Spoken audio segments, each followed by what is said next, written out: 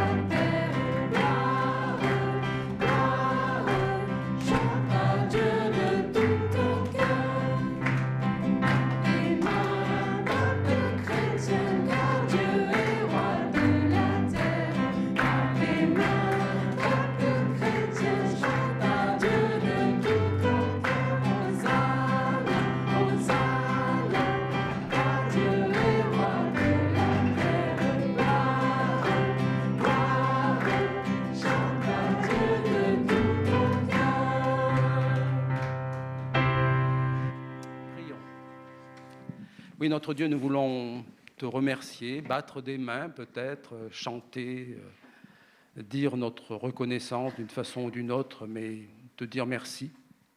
Merci pour ce que tu es, tu seras toujours. Merci pour ta fidélité, merci pour ton amour manifesté un jour et que tu es toujours prêt à manifester. Merci Seigneur pour ta patience aussi, nous connaissons. Merci pour ta présence, par ta parole, par ton Esprit Saint. Merci pour tes promesses. Merci pour vraiment ce que tu es, ce que tu seras. Permets que, Seigneur, nous puissions apprécier ta présence encore aujourd'hui, dans nos cœurs, parmi nous. ici comme au milieu des enfants, dans ce qu'ils ont à vivre avec toi, dans nos familles que tu connais les besoins, tu connais les désirs et les attentes. Sois loué, Seigneur, pour ce que tu es, ce que tu seras, et sois vraiment notre bénédiction d'aujourd'hui, par Jésus-Christ, par l'Esprit Saint. Amen. J'inviterai les enfants à aller avec leurs animateurs pour préparer en particulier la fête de dimanche prochain. Et je vous invite simplement à vous asseoir quelques instants. Je vais lire un psaume, du moins un extrait de psaume 87, versets 2 à 7. Voici ce que le psalmiste dit dans ce psaume, entre autres. « L'Éternel aime la ville de Sion ». La ville de Sion, c'est Jérusalem, plus que tout autre lieu du pays de Jacob. Ô toi, cité de Dieu, ce que l'on dit de toi est tout chargé de gloire. Parmi tous ceux qui me connaissent, je ferai mention de Rahab, c'est-à-dire l'Égypte en fait. L'Égypte aussi bien que de Babylone. J'inscris la Philistie, et peut-être on peut penser à la Palestine, qui était dans cette même région, quand on parlait de la Philistie. J'inscris la Philistie, et Tyr, et l'Éthiopie, comme étant nés ici, à Sion. De Sion, on dira, tout homme est né ici. Et le Très-Haut lui-même la maintient fermement. Dans le registre où l'Éternel inscrit les peuples, pour chacun d'eux, il note, un tel est né ici.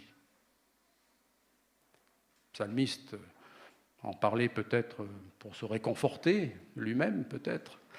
Mais aujourd'hui, nous avons tellement besoin peut-être d'entendre des paroles comme celle-là, savoir que nous avons une identité en Christ, bien sûr, à partir de ce qui s'est passé en tout cas à Jérusalem.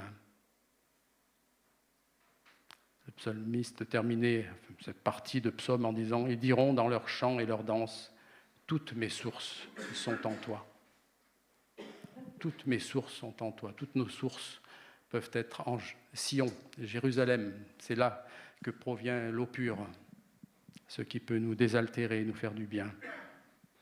Alors peut-être que, et vous l'avez entendu, il y a parmi ces peuples cités des pays qui ont été amis et des pays qui ont été ennemis, comme aujourd'hui.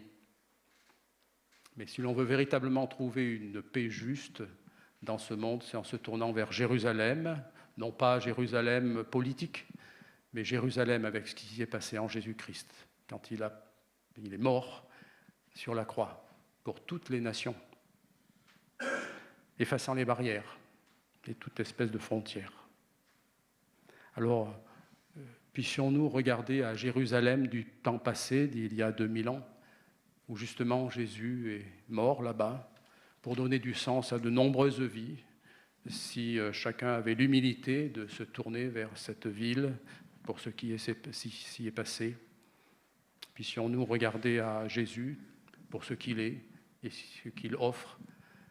Il a offert sa vie, mais il offre son amour, il offre sa bonté, sa fidélité à chacun de nous. Puissions-nous dire à Dieu merci, encore une fois, pour ce qu'il peut représenter pour nous et ce qu'il, si possible, est en mesure de représenter pour de nombreux peuples encore aujourd'hui dans nos prières. Je vous invite à entrer dans ce temps de louange et de prière avec des chants et bien sûr un temps de prière libre, avec un premier chant qui dit « Éternel notre Seigneur, Éternel notre Seigneur, que ton nom est magnifique ». Puissions-nous dire, effectivement, identifier ce nom particulier qui est celui de Jésus, Emmanuel, comme ce nom particulier qui contient beaucoup de souvenirs, mais de bons souvenirs pour nous permettre de cheminer avec confiance. Je vous invite à vous lever et entrer dans ce temps de reconnaissance, de louange, déjà avec ce premier chant.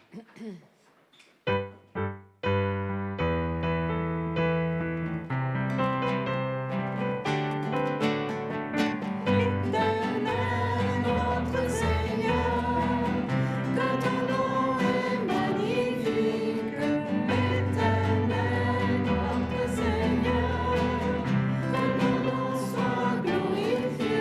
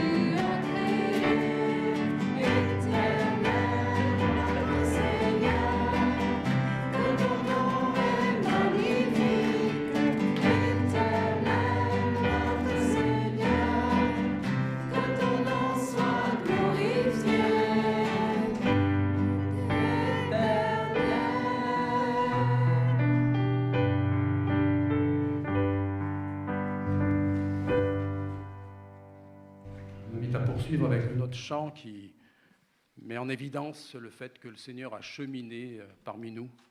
Nous avons vu les pas de notre Dieu, croiser les pas des hommes.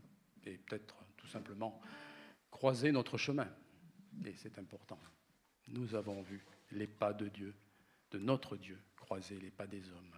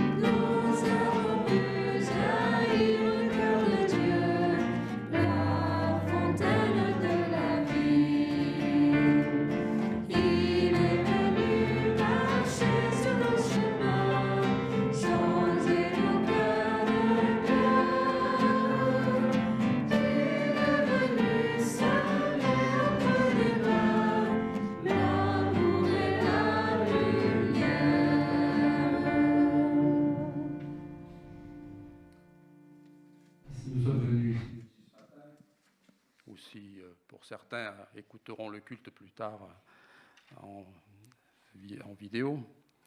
C'est parce que justement nous avons trouvé en lui celui qui a su s'approcher de nous et nous avons pu reconnaître combien c'était un bienfait. Nous avons pu reconnaître aussi combien sa justice était différente de celle des hommes et qu'il méritait notre adoration pour cela, qu'il méritait vraiment la première place dans nos cœurs, dans notre esprit. Je vous invite à entrer dans la prière avec ce chant. Nous venons dans ta maison, nous nous assemblons pour t'adorer.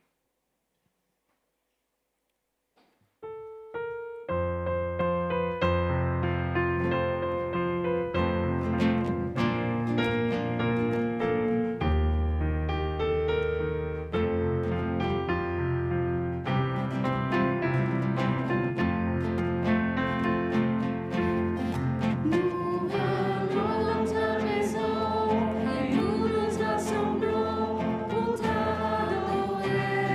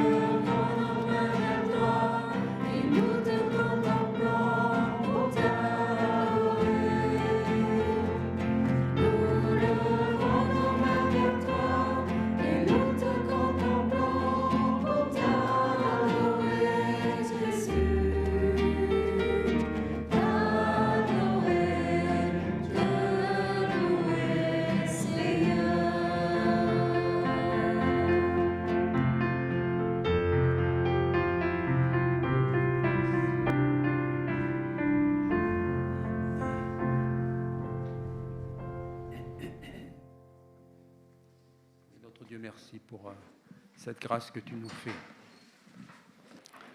Grâce particulière de te connaître, mieux te connaître à travers Jésus-Christ, ta parole, ton Esprit Saint. Pardon pour toutes les fois peut-être où nous avons cru te connaître et nous avons dit des choses sur toi qui n'étaient pas justes.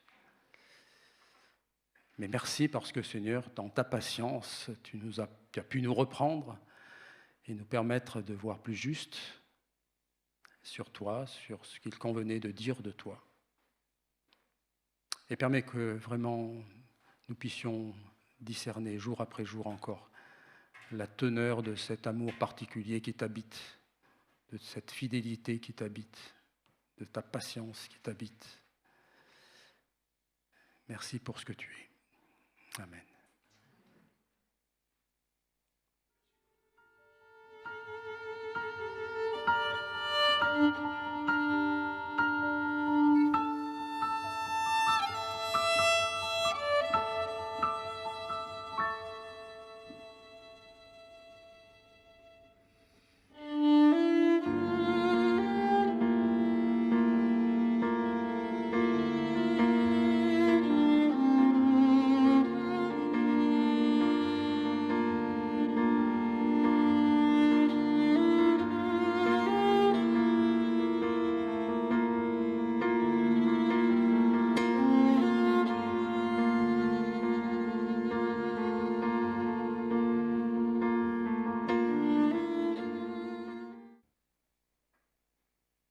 Il est bon, Seigneur, d'être en ta présence et de laisser couler en nous ces fleuves de grâce, d'amour, de paix et de joie.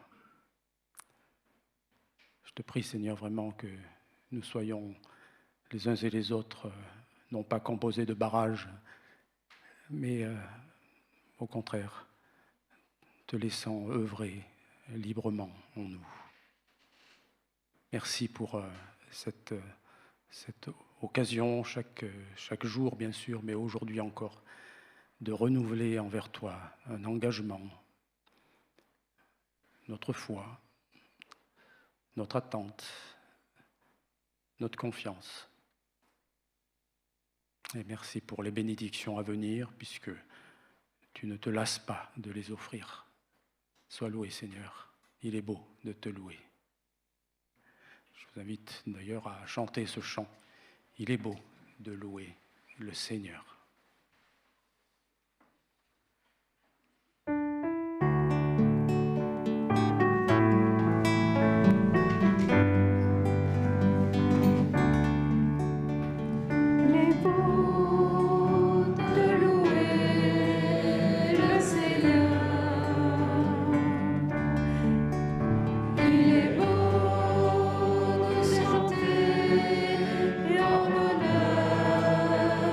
Son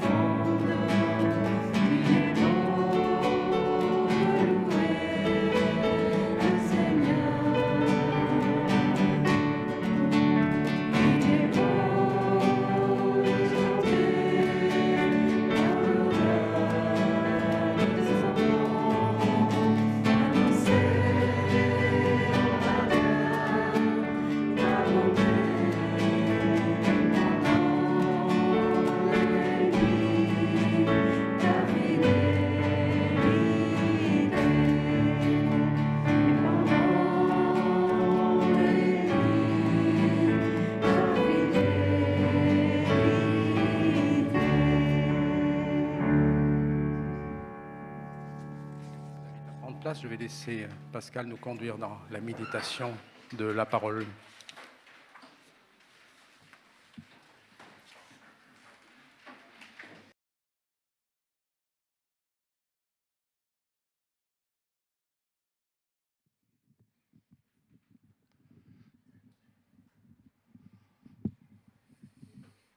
Bonjour à tous. Alors, ça faisait un petit moment que je n'avais pas prêché sur un texte imposé. Alors, je m'y suis remis, puisque nous continuons dans la lignée, non pas de Samuel, mais dans la lignée des prédications, qui portent sur ce premier livre de Samuel, selon ce que notre union des Églises évangéliques libres de France nous a demandé dans un texte qui s'appelle « À l'écoute de Dieu ». Nous allons donc méditer ensemble sur un passage important du thème qui est désigné en ce moment. Donc, ça sera extrait du chapitre 2 de Samuel, un passage assez long puisqu'il contient 25 versets que nous lirons quasiment tous, mais en plusieurs fois. Sachez au moins, pour annoncer la couleur, que le surtitre qui est inscrit dans ma Bible, alors un surtitre, ce n'est pas inspiré du Saint-Esprit, j'espère que le Saint-Esprit quand même a eu sa part à dire là-dedans, mais ça ne vient pas du texte hébreu en l'occurrence, c'est quelque chose que les éditeurs ont rajouté pour que nous puissions peut-être avoir quelques indices, quelques éléments sur le texte qui suit. Donc le surtitre que j'ai dans ma Bible, au-dessus des versets en question, est « Des prêtres corrompus ». Un surtitre qui, à lui seul, introduit bien l'intrigue. Ce texte est donc une invitation pressante à écouter Dieu, un appel que nous avons parfois tendance à ne pas entendre dans un monde bruyant et à négliger dans un monde agité. Cela a déjà été dit ici même. Ce passage met en scène plus particulièrement Élie, le grand prêtre, celui qui après accueillera Samuel, le futur prophète. Et à côté d'Élie, nous verrons aussi les deux fils d'Élie. Pour rappel, et je crois que ce n'est pas anodin pour décrire le personnage et ses fonctions, de dire que Élie était non seulement grand prêtre en Israël, mais aussi un juge après qui a suivi le célèbre Samson, que tout le monde connaît, et qui a donc précédé Samuel. C'est-à-dire que Élie était un leader choisi par Dieu pour gouverner Israël avec tout ce que ça implique de responsabilité vis-à-vis du peuple et vis-à-vis de Dieu lui-même. Alors dans ce récit, nous allons être confrontés à deux réalités puissantes et opposées. D'une part, l'irrespect total de la volonté de Dieu par les fils d'Élie, et d'autre part, la réponse de Dieu face à cette désobéissance. Ce texte nous enseigne notamment que Dieu parle toujours à son peuple, mais encore une fois, écoutons-nous sa voix. À travers ce comportement, celui des fils d'Élie et le jugement prononcé par Dieu, nous sommes mis en garde contre les dangers de la négligence spirituelle, de la désobéissance et de la méfiance à l'égard de l'appel divin. Nous allons donc explorer ce passage en plusieurs étapes et tenter d'en tirer quelques enseignements pratiques pour notre vie aujourd'hui. D'abord, parlons du comportement des fils d'Élie, qui est pour nous un exemple de désobéissance. Et je lis à partir du verset 12. Les fils d'Élie étaient des vauriens qui ne se souciaient pas de l'Éternel. En effet, voici comment ils agissaient à l'égard du peuple. Chaque fois que quelqu'un offrait un sacrifice, au moment où la viande cuisait, un de leurs serviteurs arrivait, une fourchette à 3 dents à la main. Il piquait dans la casserole, la marmite, le chaudron ou le pot et prenait pour le prêtre tout ce que la fourchette ramenait. C'est ainsi qu'il procédait envers tous les Israélites qui venaient à Silo. Et même parfois, avant que l'on fasse brûler la graisse, le serviteur du prêtre arrivait et disait à l'homme qui offrait le sacrifice : « Donne-moi de la viande à rôtir pour le prêtre, car il n'acceptera de toi que la viande crue. Il ne veut pas de viande cuite. » Et si l'offrant objectait : « Il faut d'abord brûler la graisse, ensuite tu pourras prendre ce que tu voudras », le serviteur lui répondait : « Tu m'en donnes immédiatement, sinon j'en prends de force. » Le péché de ces jeunes gens était très grave aux yeux de l'Éternel, car ils profanaient les offrandes faites à l'Éternel. Donc nous ouvrons ce passage avec une accusation sévère qui figure au verset 12. Les fils d'Élie étaient des vauriens qui ne se souciaient pas de l'Éternel. Élie était donc un lévite. Ses fils évidemment étaient de la même tribu, donc dédiés au service du sanctuaire. Ils étaient d'ailleurs, nous dit-on par ailleurs, sacrificateurs. Mais ces hommes étaient corrompus, ils étaient malhonnêtes, ils étaient déconnectés de Dieu. Leur rôle était de servir en tant que prêtres, mais représentant le peuple devant Dieu, en offrant des sacrifices. Au lieu de cela, ils ont utilisé leur position pour leur bénéfice personnel. Et le texte nous décrit une série de transgressions spirituelles et morales. Ils prenaient la viande des sacrifices avant même que ces derniers ne soient offerts à Dieu. C'est ce que nous avons lu. Selon la loi de Moïse, évidemment, une portion de la viande des sacrifices était bien réservée pour le prêtre, mais uniquement après que l'offrande pour Dieu avait été faite. Mais les fils d'Élie ont bafoué cette loi en prenant leur part avant même que l'autel ne soit touché par le sacrifice. Cela révélait une profonde irrévérence pour les lois de Dieu, un manque total de respect pour sa sainteté. Et ce n'est pas tout. En plus de leur malhonnêteté envers les sacrifices, les fils d'Élie commettaient des actes immoraux en abusant des femmes qui servaient à l'entrée du tabernacle. Et ce comportement était objectivement une perversion totale du rôle sacerdotal. Ces actes, ce n'était pas seulement une question de moralité, mais une violation directe de la sainteté de Dieu, de ses commandements et de la dignité du sanctuaire. Alors, que dire ? Nous avons déjà accumulé un certain nombre de griefs à l'endroit des fils d'Élie. Il apparaît nettement que l'absence d'écoute de Dieu conduit à la désobéissance. Écouter Dieu, c'est respecter ses commandements, c'est honorer sa sainteté dans toutes nos actions. C'est valable pour nous aujourd'hui. Ce n'est pas comme cela seulement que Élie, les fils d'Élie, auraient dû se comporter. C'est valable pour nous aujourd'hui. Nous devons honorer la sainteté de Dieu dans toutes nos actions. Vous vous rendez compte ?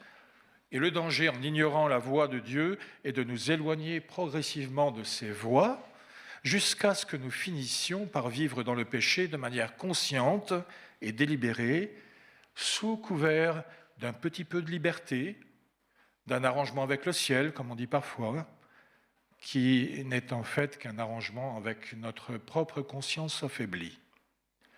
Il faut donc être aux aguets, il faut être attentif à nos pensées, à notre comportement, à nos engagements, à nos prises de position. Comme les fils d'Élie, nous pouvons être tentés d'écouter nos propres désirs au lieu d'obéir à la parole de Dieu qui est la vérité. Mais la désobéissance, et on va l'apprendre, n'est jamais sans conséquence. Alors, nous allons entendre la réaction d'Élie, qui est un exemple de réprimande, je vous le dis tout de suite, insuffisante. Verset 22, Élie était très âgé, il entendait dire comment ses fils agissaient envers les Israélites, et même qu'il couchait avec les femmes qui se rassemblaient à l'entrée de la tente de la rencontre. Il leur dit : « Pourquoi agissez-vous ainsi ? J'apprends de tout le peuple votre mauvaise conduite. Cessez donc, mes fils, car ce que j'entends raconter n'est pas beau. vous détournez de la bonne voie le peuple de l'Éternel. » Mais les fils ne tinrent aucun compte de l'avertissement de leur père, car l'Éternel voulait les faire mourir.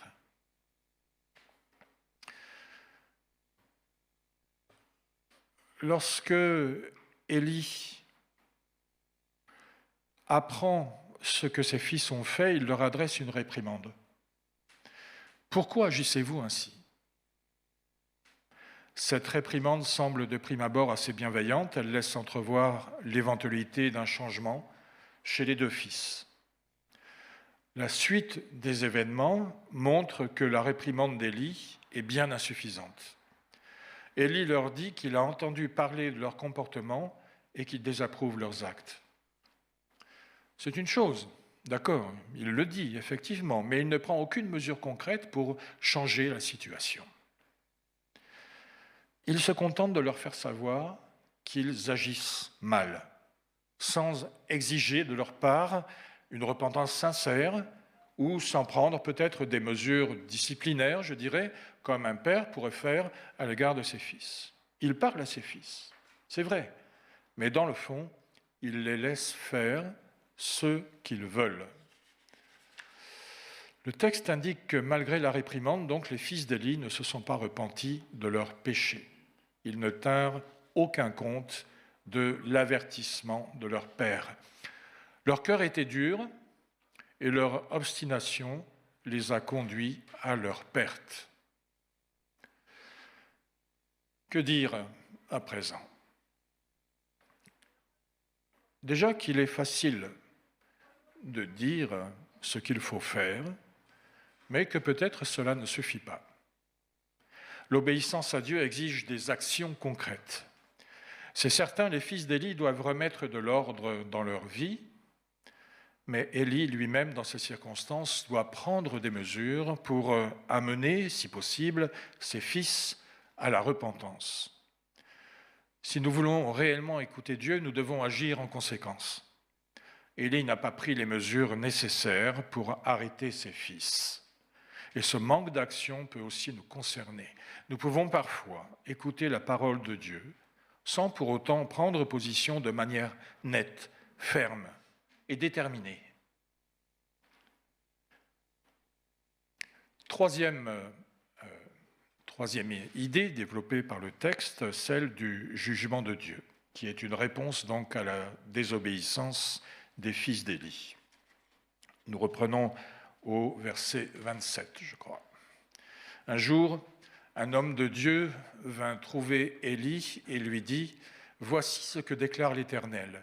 Est-ce que je ne me suis pas clairement fait connaître à tes ancêtres, à leur famille, quand ils vivaient encore en Égypte, esclaves du Pharaon ? Je les ai choisis parmi toutes les tribus d'Israël pour qu'ils exercent le sacerdoce pour moi, en offrant les sacrifices sur mon autel, en brûlant l'encens, et pour qu'ils portent le vêtement sacerdotal devant moi. Je leur ai attribué une part de la viande de tous les sacrifices consumés par le feu, offerts par les Israélites. Pourquoi donc méprisez-vous les sacrifices et les offrandes qui me sont destinées et que j'ai ordonné d'offrir dans ma demeure ? Pourquoi honores-tu tes fils plus que moi, en vous engraissant des meilleurs morceaux des sacrifices que mon peuple Israël vient m'offrir ? Puisqu'il en est ainsi, voici ce que moi, l'Éternel, le Dieu d'Israël, je déclare. J'avais promis à ta famille, à celle de tes ancêtres, que vous seriez toujours chargés du service devant moi, mais à présent, moi, l'Éternel, je le déclare, c'est fini. Car j'honorerai ceux qui m'honorent, mais ceux qui me méprisent seront à leur tour couverts d'opprobre. Voici que le temps va venir où je briserai ta vigueur et celle de ta famille, de sorte qu'on n'y trouvera plus de vieillards. Alors que tout ira bien pour Israël, tu verras la détresse au sujet de ma demeure, et personne n'atteindra plus jamais un âge avancé dans ta famille. Cependant, je maintiendrai l'un des tiens au service de mon autel, mais ce sera pour épuiser tes yeux à pleurer et pour t'affliger, et tous tes descendants mourront dans la force de l'âge. Ce qui arrivera à tes deux fils, Ophni et Phinéas, sera pour toi un signe. Ils mourront tous deux le même jour. Ensuite, je me choisirai un prêtre fidèle qui agira selon ma pensée et mes désirs. Je lui bâtirai une dynastie qui me sera fidèle et qui officiera en présence du roi auquel j'aurai accordé l'onction. Ceux qui subsisteront dans ta famille viendront se prosterner devant lui pour obtenir une obole, un morceau de pain, et lui diront « De grâce, accorde-nous une charge sacerdotale quelconque à côté de toi, pour que nous ayons du moins quelque chose à manger. »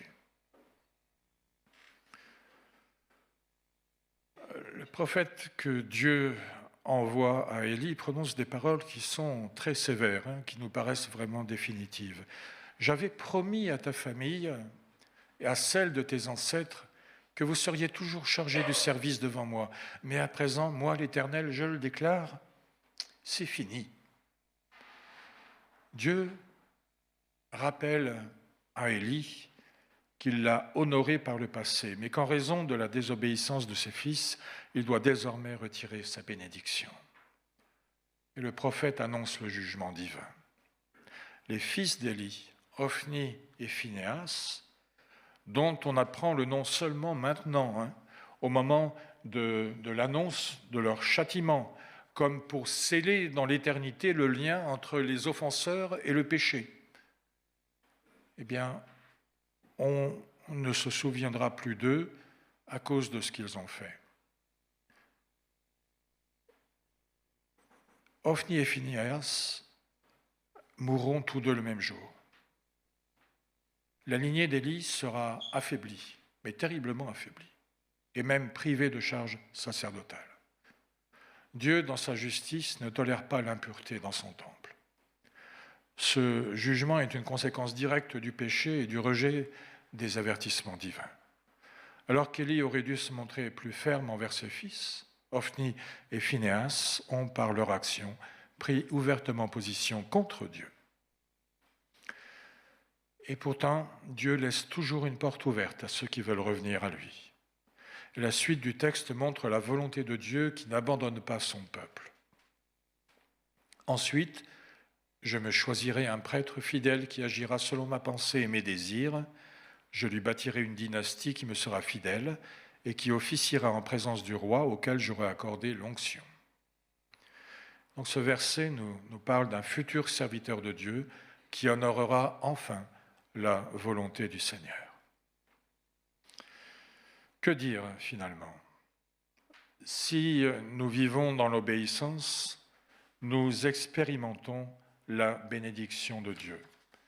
Mais Dieu est juste et saint et il ne peut pas tolérer notre péché. Malgré tout, même dans son jugement, il laisse une ouverture que l'on évoque dans de nombreux textes bibliques. La repentance, le retour à lui. Écouter Dieu, c'est répondre à son appel de manière sincère et humble en prenant parti pour lui.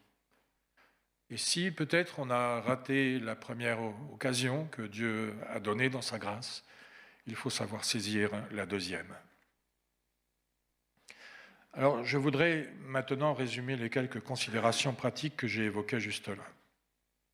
Mais avant cela, je vais encore attirer votre attention sur deux détails du texte. Le premier figure au verset 22, où il est dit « Élie était très âgé. Il entendait dire comment ses fils agissaient envers les Israélites, et même qu'il couchait avec les femmes qui se rassemblaient à l'entrée de la tente de la rencontre. » C'est ce petit bout de phrase au début qui m'intrigue. Pourquoi donc mentionner que Élie était très âgé? Quelle importance cela a-t-il? S'il avait été très jeune, nous aurions pu dire qu'il avait manqué d'expérience pour instruire et puis après pour reprendre ses fils. Et en notre fort intérieur, rempli de grâce, comme toujours, éventuellement parce que nous avons connu nous-mêmes quelques difficultés en éduquant nos enfants, nous lui aurions accordé, nous, à lui, à Élie, le pardon sans réticence. Mais là, ce n'est pas le cas. Élie était âgé. Alors, souvenez-vous de ces versets, notamment dans Proverbe 16. Les cheveux blancs sont une couronne honorifique, elle s'obtient par une vie droite. Élie était âgé. Et dans Job chapitre 12, la sagesse appartient aux personnes âgées et une longue vie donne l'intelligence. Comment concilier tout ça? Je dirais que jour après jour, pour ainsi dire, nous sommes censés croître en intelligence, c'est-à-dire dans la compréhension des choses, et notamment de la vie, croître donc en sagesse, en discernement au fur et à mesure que le temps s'écoule. C'est d'ailleurs une croyance commune, ça dépasse largement le cercle des lecteurs de la Bible. Or, l'exemple d'Élie montre que rien n'est automatique en la matière et que chacun se montre plus ou moins sage au cours de sa vie et que même à un âge avancé, il peut y avoir, selon les circonstances, quelques défauts dans la cuirasse. Vous voyez, des croyances populaires et des interprétations trop radicales et immédiates de certains versets de la Bible sont mises en défaut par la réalité des faits. Non pas que le texte est faux, le texte biblique, non, c'est pas ce que je dis, c'est l'interprétation radicale que l'on en fait qui est fausse. Et je ne peux m'empêcher de dire que si la sagesse des âgés n'est pas toujours ce qu'elle devrait être en toutes circonstances, eh bien, à l'autre bout de la pyramide des âges, contrairement à ce que certains pourraient être tentés de croire, la jeunesse n'est pas toujours un vilain défaut. Alors ça, c'est une petite phrase que j'ai retenue depuis 45 ans. C'est un écrivain qui m'avait écrit cette remarque encourageante quand j'étais étudiant. Et c'était vraiment encourageant à l'époque pour moi. Mais bien avant lui, même, Corneille avait osé écrire « Aux âmes bien nées, la valeur n'attend point le nombre des années ». Celle-là, vous la connaissez. Qu'on se garde bien donc d'opposer systématiquement les générations entre elles en termes de sagesse et d'engagement personnel. Deuxième point qui m'interpelle aussi, c'est cette parole de Dieu au verset 30 que j'ai déjà citée. « J'avais promis à ta famille et à celle de tes ancêtres que vous seriez toujours chargés du service devant moi. Mais à présent, moi l'Éternel, je le déclare, c'est fini. » Et là, c'est de la question de la responsabilité dont il s'agit. Les fils d'Élie ont péché devant Dieu, ça c'est une affaire évidente, mais Élie ne s'en sort pas bien non plus. Sa réaction au péché de ses enfants n'a pas été suffisante. Et il doit en supporter lui-même les conséquences, ainsi que tous ceux qui suivront après lui dans sa propre famille. J'ai dit tout à l'heure que Samuel allait être juge après Élie. L'histoire se répétera, vous savez. Les fils de Samuel, devenus juges à leur tour, ne marcheront pas non plus dans la crainte du Seigneur. Et cela aboutira à la fin de la succession des juges en Israël et à la création de la royauté avec comme premier roi Saül, qui n'a pas bien tourné non plus d'ailleurs.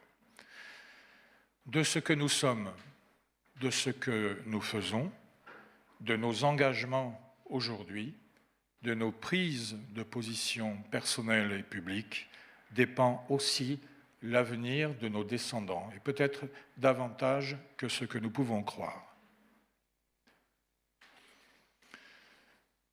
Alors, c'était deux détails dont je voulais vous parler, j'y suis resté assez longtemps finalement, et je reviens aux considérations pratiques dont je parlais il y a quelques instants. L'écoute de Dieu est un acte volontaire et constant. Écouter Dieu, ce n'est pas une activité passive, c'est une décision de la volonté. Écouter, c'est être attentif à sa parole, c'est être prêt à l'appliquer dans notre vie. Dieu parle à travers la Bible, la prière et même à travers les circonstances. Soyons donc attentifs à la manière dont Dieu nous parle chaque jour. Deuxième point, l'obéissance à Dieu est essentielle. L'histoire des fils d'Élie nous montre par contraste que l'obéissance de Dieu est une marque de notre amour pour lui. Ce n'est pas simplement une question de règles à suivre, non, ce n'est pas ça. Ce n'est pas seulement ça. Mais c'est un signe de respect et de dévotion envers celui qui nous a créés et qui sait ce qui est le meilleur pour nous. Troisième point, la correction du péché est de notre responsabilité. Comme Élie, nous avons cette responsabilité d'encourager les autres à marcher dans la vérité. Instruisez-vous, nous dit aussi la parole de Dieu dans le Nouveau Testament. Instruisez-vous les uns les autres. Nous avons beaucoup de termes comme cela, d'expressions les uns les autres utilisés dans le Nouveau Testament. Encouragez-vous les uns les autres. Ne laissons pas le péché se propager sans intervenir. Cela peut parfois être difficile, mais c'est une question de fidélité à Dieu et à son Église.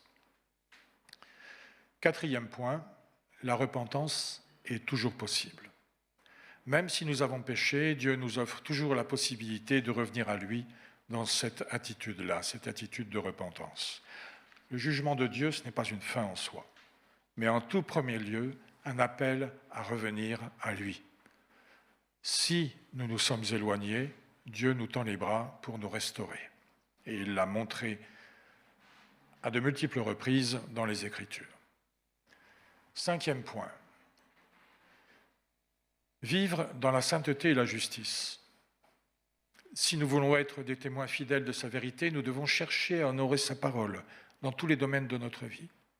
Alors soyons des témoins fidèles, des témoins vivants de la justice de Dieu, en écoutant attentivement sa parole, en obéissant à ce qu'il nous demande, en prenant des engagements, bien sûr. Sixième point, ne pas abuser de son pouvoir. Et là, l'exemple des fils d'Élie, c'est une illustration de l'abus de pouvoir, dans ce cas-là, par des responsables spirituels. Et je vous rappelle une parole de Paul à Timothée. Celui qui aspire à être un dirigeant dans l'Église désire une belle tâche. Cette parole est certaine, ajoute-t-il. Il faut toutefois que le dirigeant soit un homme irréprochable.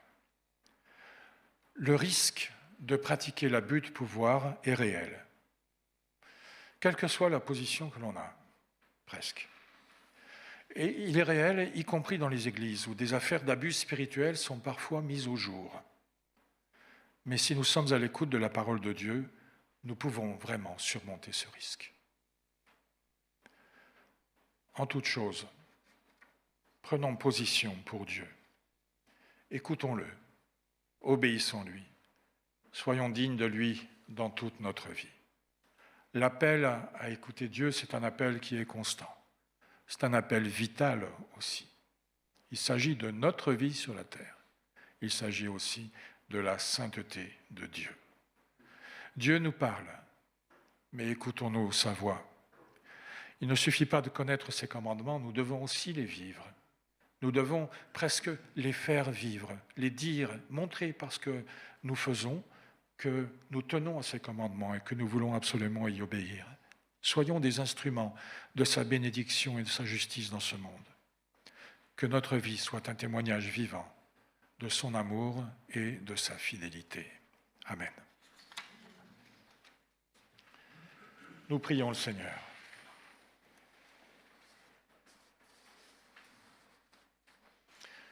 Seigneur notre Dieu, nous voulons te remercier pour ce temps ce matin, mais surtout, Seigneur, pour ta parole qui déborde même les limites de ce culte que nous te rendons ensemble. Nous te remercions pour ta parole éternelle, pour ce qu'elle contient, pour ce que tu nous as déjà révélé, que nous avons découvert, mais pour ce que tu révèles à tous, Seigneur, et que tous cherche à comprendre.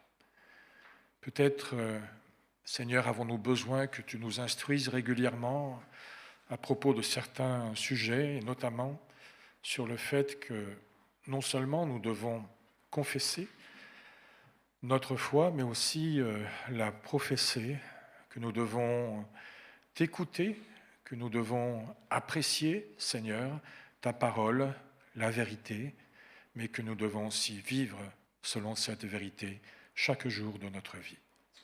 Que nous soyons dignes de ta parole, Seigneur, et de ta grâce, de l'espérance que tu as placée en nous pour aujourd'hui et pour l'avenir. Que nous soyons dignes du sort que tu nous réserves dans les lieux très hauts. Merci, Seigneur, pour ces perspectives réjouissantes que tu ouvres devant nous d'une vie éternelle passée avec toi dans la sainteté. Que cette sainteté, Seigneur, nous puissions en vivre aujourd'hui même, tous ensemble et réunis autour de toi. Amen.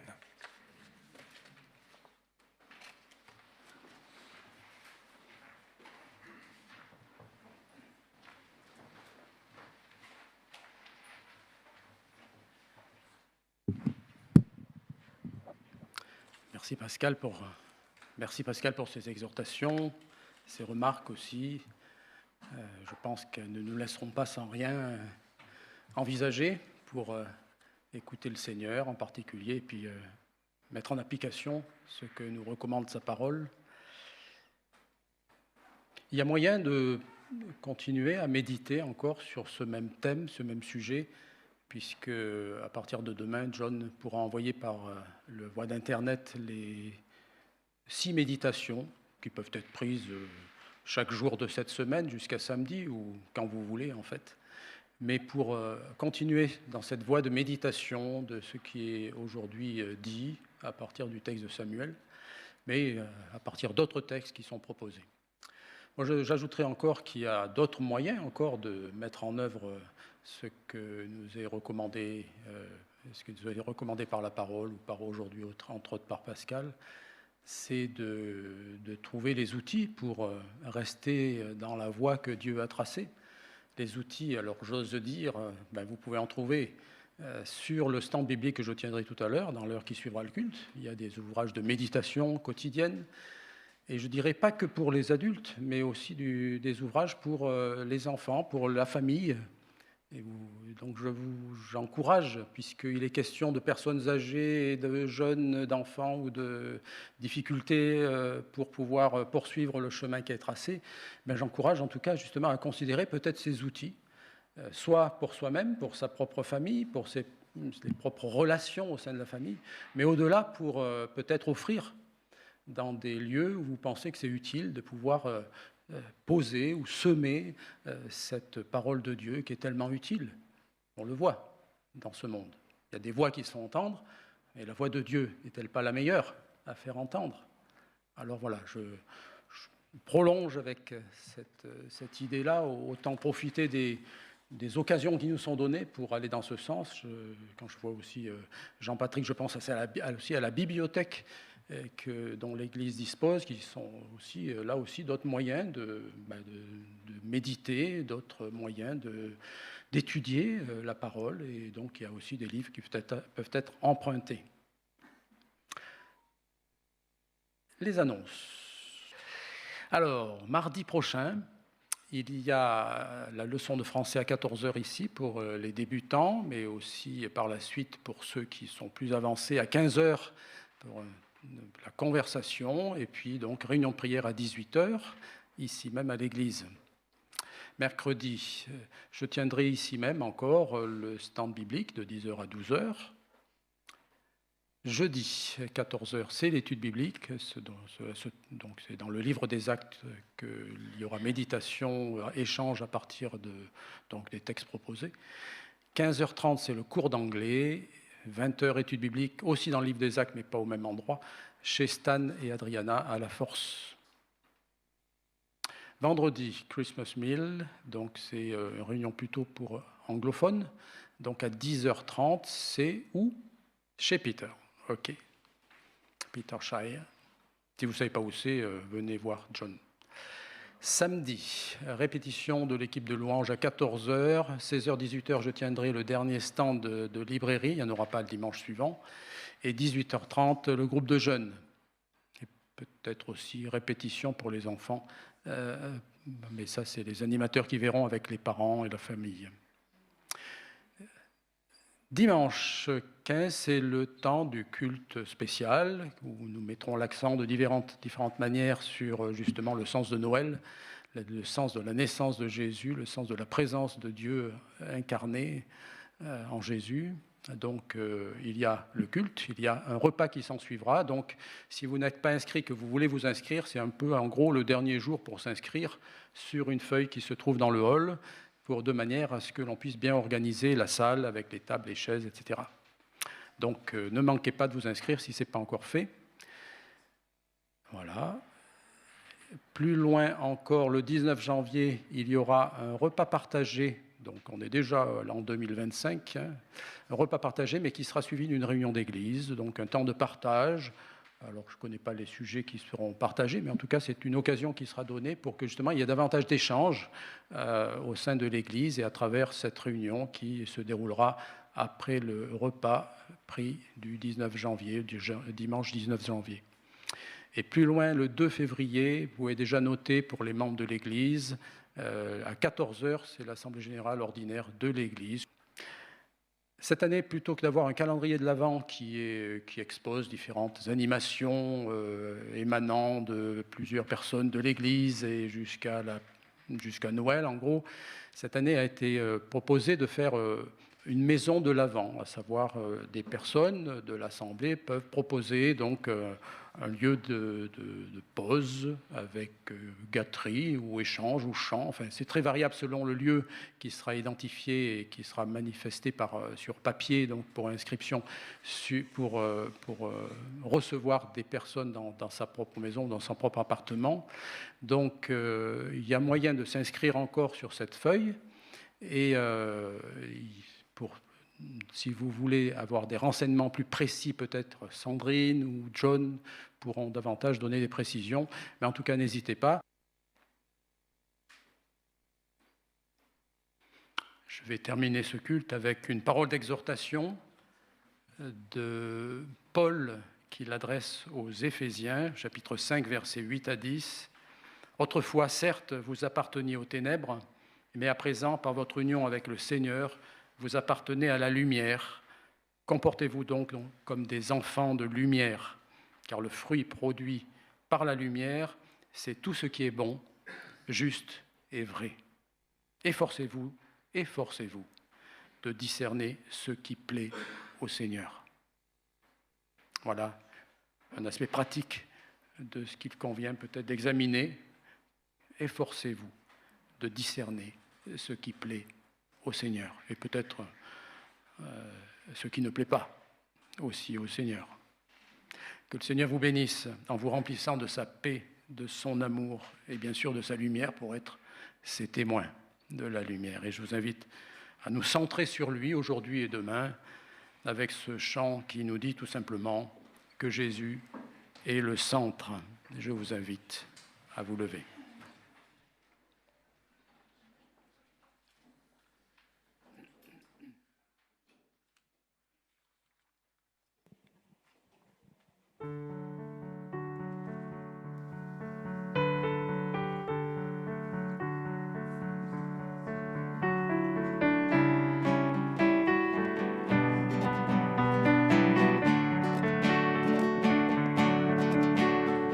Jésus.